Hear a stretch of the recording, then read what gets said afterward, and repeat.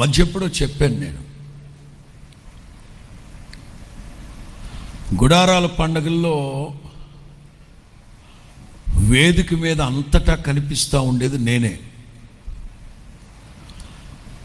కానీ అందరూ అనుకుంటారు తెల్లబట్టలు వేసుకొని వేదిక మీదే తిరుగుతూ ఉంటారు, అందరూ వంటగదిలో గ్రౌండ్లో పరిచయలు చేస్తూ ఉంటారు, ఈయన గారు మాత్రం తెల్లబట్టలు వేసుకుని తిరుగుతూ ఉంటాడు అని అనుకుంటుంటారు కొంతమంది. కానీ నా డ్యూటీ ఏంటి? రాత్రి 12 గంటలకి అందరు పడుకున్న తర్వాత H25 ఉందే, అక్కడ 40 వాష్రూమ్లు ఉంటాయి. సిస్టర్స్ వైపు ఒక 40 వాష్రూమ్స్ ఉంటాయి. తెల్లవారేలోపు అవన్నీ బ్లీచింగ్ పౌడర్ వేసి ఫినాయిల్తో క్లీన్ చేసే డ్యూటీ నాది. పగలంతా స్టేజ్ మీద తెల్లబట్టలు వేసుకుని ఊరేగుతూ ఉంటాను, అటు ఇటు తిరుగుతూ ఉంటాను. అందరూ నిద్రపోయాక ఆ డ్యూటీ పెట్టాడు ఆయన నాకు. ఎవడు రావాడే అంత ఇష్టంగా కొట్టాడు ఏంటి రావాడా? ఇది నా డ్యూటీ. కొంతమంది మన పిల్లల్ని వేసుకొని నేను ఆ వర్క్ చేసేవాడిని. ఆ తర్వాత నేను విజయవాడలో సేవ చేసేటప్పుడు బాంబే కాలనీ దగ్గర మన విశ్వాసులు ఆల్రెడీ మున్సిపాలిటీలో ఉద్యోగం చేస్తుంటారు, వాళ్ళందరినీ దగ్గర పెట్టుకొని తెల్లవారేసరికి శుభ్రం చేస్తుంటారు. మొత్తం ఆల్మోస్ట్ 10 దశాబ్దాల పాటు ఆ పని నాది.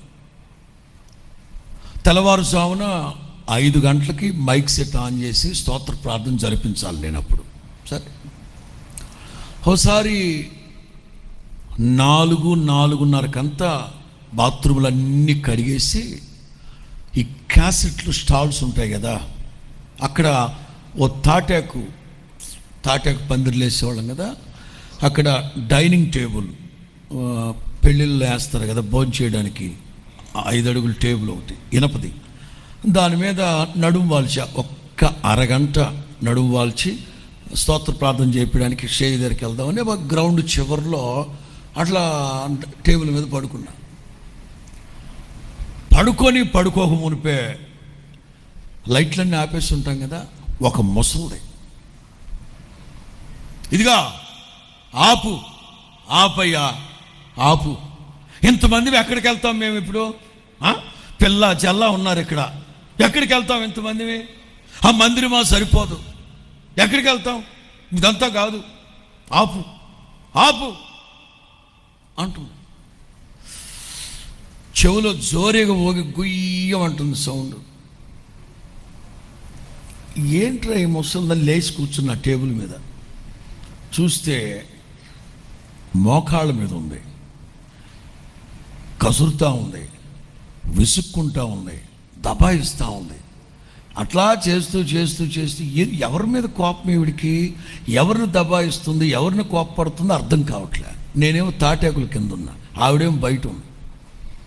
కాసేపటికి ఆ మాత్రం తెలీదా నీకు? 7 లక్షల మంది ఉన్నాం ఇక్కడ, ఎక్కడికి చర్చిలో సరిపోద్దా? వర్షం ఆపు వర్షం అంటుంది. ఇప్పుడేం వర్షంరా? ఈ ముసలిది నిద్దట్లో మాట్లాడుతుందా ఏమిటో తెలియక నేను ఆ టేబుల్ దిగి బయటకు వచ్చాను తాటాకుల కింద నుంచి. తెర చూస్తే వర్షం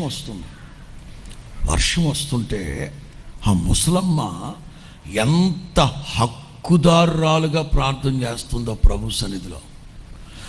ఇక ఆవిడ డైరెక్ట్గా ఒక మనిషి బాబా ఎంతమంది అక్కడికి వెళ్తాం బాబా. మీరు నమ్మరు, నాకు ఇప్పటికీ రోమాలు ఎక్కువ పొడుచుకుంటున్నాయి. నేనేమో చూస్తా వర్షంలో అట్లే నిలబడ్డానండి, పట్టుమని 10 నిమిషాలు అయ్యేసరికి వర్షం ఆగిపోయింది.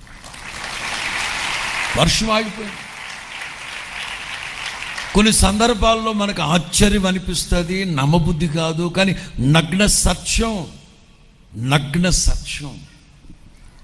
ప్రార్థన చేయాలి అంటే ప్రాస వెతుక్కొని అక్కర్లే.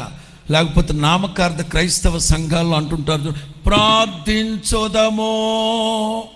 అందరు కళ్ళు మూసుకుంటారా? ఏం డైరీ తీసి చదువుతా ఉంటాడు. ప్రార్థన పాడిందే పాటరా శతాబ్దాల పాసిపళ్ళ దాసులు అన్నట్లు 100 సంవత్సరాలుగా పాసిమొహాలు దాన్నే చదువుతూ ఉంటారు. మార్పు ఉండదు, చేర్పు ఉండదు. వీళ్ళ దుంపదగా ప్రార్థన చేయడం కూడా చేతగాని క్రైస్తవ సంఘాలు.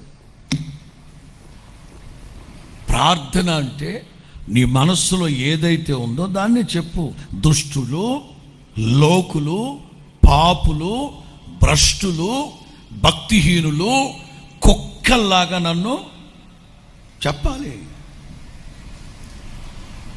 ఈ నెలలో ఏదైతే మీ మనసులో వేదన, బాధ ఉందో చెప్పండి. ఆ నీచుడు నన్ను ఇట్లా చేస్తున్నాడు ప్రభువా, ఆ పనికిమాలినోడు నన్ను ఇట్లా బాధ పెడుతున్నాడు ప్రభువా. అగర్ పనికిమాలినోళ్ళు అని ఉన్నదా బైబిల్లో? ఉంది. పనికిమాలినోళ్ళతో నేను స్నేహము, దుష్టుల సంఘం, పనికిమాలినోళ్ళు, భక్తిహీనులు ఉంది కదా కీర్తనలో. నేను అదే చెప్తున్నాను. ఆయన రెక్కలతో నిన్ను కప్పాలంటే నీవు పలకాలి, పలకాలి, పలకాలి, పలకాలి, పలకాలి. ఆయన తన రెక్కలతో నిన్ను కప్పినట్లుగా నీకు తెలియాలి, తెలియాలి, తెలియాలి, తెలియాలి, తెలిసి తీరాలి.